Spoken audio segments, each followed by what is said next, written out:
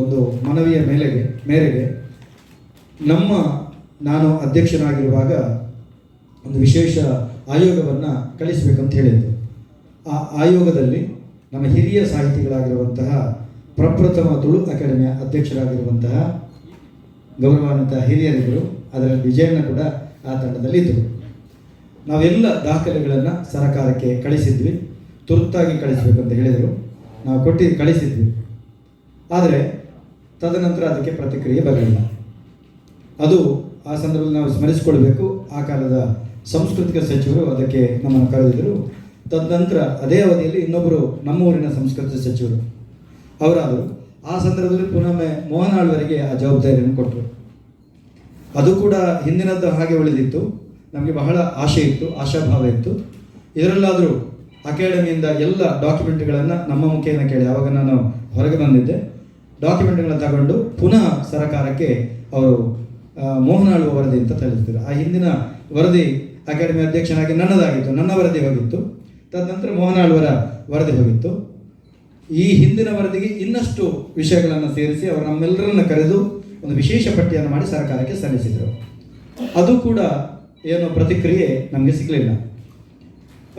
ನಾನು ಹೇಳುವಂಥದ್ದು ತುಳುವಿಗೆ ಕೊಡುಗೆ ಬಹಳ ಶೂನ್ಯ ಅಂತ ಹೇಳ್ತೇನೆ. ಕಾಂಗ್ರೆಸ್ ಗೌರ್ಮೆಂಟ್ ಇರುವಾಗ, ಕಾಂಗ್ರೆಸ್ ಸರ್ಕಾರ ಇರುವಾಗ ತುಳು ಅಕಾಡೆಮಿಗೆ ನಮ್ಮ ಸೀತಾರಾಮ್ ಕುಲಾಲ್ರು ಅಧ್ಯಕ್ಷರಾಗಿರುವಾಗ 50 ಸೆನ್ಸ್ ಸ್ಥಳ ಸಿಕ್ಕಿತ್ತು. ಅದರ ಹೊರತಾಗಿ ಬೇರೆ ಏನಿಲ್ಲ. ಮತ್ತು ಗೌರವಾನ್ವಿತ ಯಡಿಯೂರಪ್ಪರು ಮುಖ್ಯಮಂತ್ರಿಗಳಾಗಿರುವಾಗ, BJP ಗೌರ್ಮೆಂಟ್ ಇರುವಾಗ ಕರ್ನಾಟಕ ತುಳು ಸಾಹಿತ್ಯ ಅಕಾಡೆಮಿಗೆ 5 ಕೋಟಿ ಬಿಡುಗಡೆಯಾಗಿತ್ತು ಕಟ್ಟಡ ನಿರ್ಮಾಣಕ್ಕೆ. ಆವಾಗ ಪಾಲ್ತಾಡಿ ರಾಮಕೃಷ್ಣಾಚಾರ್ಯರು ಅಧ್ಯಕ್ಷರಾಗಿದ್ದರು. ಅದು ಅನುದಾನ ಹಂತ ಹಂತವಾಗಿ ಬಿಡುಗಡೆಯಾಯಿತು. ಆವಾಗ ಉಮಾನಾಥ ಕೋಟ್ಯಾನ್ರು ಅಕಾಡೆಮಿ ಅಧ್ಯಕ್ಷ ಸ್ಥಾನವನ್ನು ವಹಿಸಿಕೊಂಡಿದ್ದರು. ಅವರು ಕಟ್ಟಡವನ್ನು ನಿರ್ಮಾಣ ಹಂತಕ್ಕೆ ಬಂದರು. ಆಮೇಲೆ ಒಬ್ಬೊಬ್ಬರು ಅಧ್ಯಕ್ಷರಾಗಿದ್ದರು. ನಮ್ಮ AC ಭಂಡಾರಿಯವರವರೆಗೆ ಹಂತ ಹಂತವಾಗಿ ಆ ಹಣ ಬಂದಿತ್ತು. ಆಮೇಲೆ ಸರ್ಕಾರದ ಕಟ್ಟಡಕ್ಕೆ ಅಂತ ಮತ್ತೆ ಬಂದಿರುವಂಥದ್ದು ಮತ್ತೊಮ್ಮೆ ಯಡಿಯೂರಪ್ಪರವರು ಮುಖ್ಯಮಂತ್ರಿ ಆಗಿರುವಾಗ, ನಮ್ಮ CT ರವಿಯವರು ಸಂಸ್ಕೃತಿ ಸಚಿವರಾಗಿರುವಾಗ ಅವರು 3.6 ಕೋಟಿ ಇನ್ನುಳಿದ ಕಾಮಗಾರಿಗೆ ಬಿಡುಗಡೆ ಮಾಡಿದ್ರು, ನಾನು ತುಳು ಅಕಾಡೆಮಿ ಅಧ್ಯಕ್ಷನಾಗಿರುವಾಗ. ಆಮೇಲೆ ಹಣ ಬಂದದ್ದು ಅದೇ ವಿಭಾಗ ಮತ್ತೊಮ್ಮೆ ಬಿಡುಗಡೆ ಆಗಿರುವಂಥದ್ದು.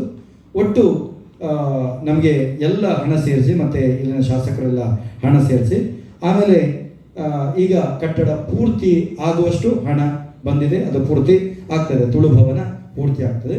ಅದಕ್ಕೆ ಬಯಲು ರಂಗಮಂದಿರಕ್ಕೆ ಮಟ್ಟ ರತ್ನಾಕರ ಹೆಗ್ಡೆಯವರ ಇದರಿಂದ 26 ಲಕ್ಷ ಬಂದಿತ್ತು. ಅಕಾಡೆಮಿಗೆ ತುಳು ಭಾಷೆಗೆ ಇದನ್ನು ಬಿಟ್ಟು ಸರ್ಕಾರದಿಂದ ಪ್ರತ್ಯೇಕ ತುಳುವಿಗೆ ಅಂತ ಪ್ರತ್ಯೇಕ ಭೂಮಿ ಸಿಗಲಿಲ್ಲ. ನಮ್ಮ ಪ್ರಸ್ತುತ ಗೌರವಾನ್ವಿತ UT ಖಾದರ್ ಅವರು ತುಳು ತುಳು ಗ್ರಾಮಕ್ಕೋಸ್ಕರ 3 ಎಕರೆ ಭೂಮಿಯನ್ನು ನಾನು ನಿಯೋಜಿಸಿಟ್ಟಿದ್ದೇನಂತ ಅವರು ಹೇಳಿದ್ದಾರೆ. ಇದು ಇನ್ನು ಮುಂದೆ ಅದಕ್ಕೆ ಕಾಮಗಾರಿ ಆಗಬೇಕಾಗಿದೆ.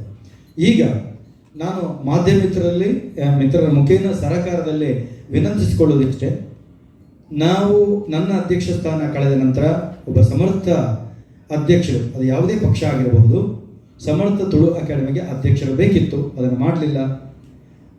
ತದನಂತರದ BJP ಸರ್ಕಾರ ಮಾಡಬೇಕಿತ್ತು, ಅದು ಕೂಡ ಮಾಡಲಿಲ್ಲ. ಈಗಿನ ಕಾಂಗ್ರೆಸ್ ಸರ್ಕಾರ ಕೂಡ ಅದನ್ನು ಮಾಡಲಿಲ್ಲ. ಅದು ಬಹಳ ನೋವಿದೆ. ಆದ್ದರಿಂದ ತುಳುವಿನ ಎಲ್ಲ ಚಟುವಟಿಕೆಗಳು ಸ್ಥಗಿತಗೊಂಡಿದೆ. ಅಷ್ಟು ಕಷ್ಟದಿಂದ 500 ಮಂದಿಯ ಕೆಳಗಿನ ಹಾಲ್, ಮೇಲಿನ 1200 ಮಂದಿ ಇರುವಂಥ ಮೇಲಿನ ಹಾಲ್ ಎಲ್ಲ ಕೂಡ ಈಗ ಅಕಾಡೆಮಿ ಈಗ ಸ್ಥಗಿತಗೊಂಡಿದೆ. ಯಾವುದೇ ಚಟುವಟಿಕೆಗಳು ನಡೆಯುವಂಥದ್ದು ಸ್ಥಗಿತಗೊಂಡಿದೆ. ಅದು ಮುಂದುವರೆಗೂ ತುಳುವಿನ ಯಾವುದೇ ಸಾಂಸ್ಕೃತಿಕ ಪರಂಪರೆಗಳು ಮುನ್ನಡೀತಾ ಇಲ್ಲ. ಅದು ಮುಂದುವರಿಸಬೇಕಂತಂದರೆ ಸರ್ಕಾರ ಆದಷ್ಟು ಶೀಘ್ರದಲ್ಲಿ ಒಬ್ಬ ದಕ್ಷ, ಯಾರೇ ಆಗಿರಬಹುದು, ದಕ್ಷ ಅಕಾಡೆಮಿಗೆ ಒಂದು ಅಧ್ಯಕ್ಷರನ್ನು ಕರುಣಿಸಬೇಕಂತ ಕೇಳ್ಕೊಳ್ತೇನೆ.